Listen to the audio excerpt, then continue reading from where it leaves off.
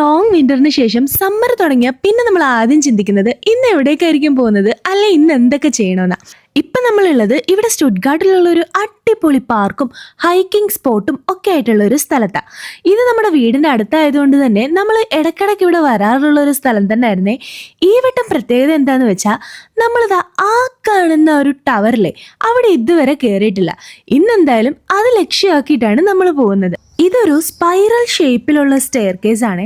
Step കയറുക എന്നുള്ളത് പണ്ടേ മടിയുള്ളൊരു കാര്യമായിട്ട് ആദ്യം കുറച്ച് മടിയൊക്കെ ഉണ്ടായിരുന്നു.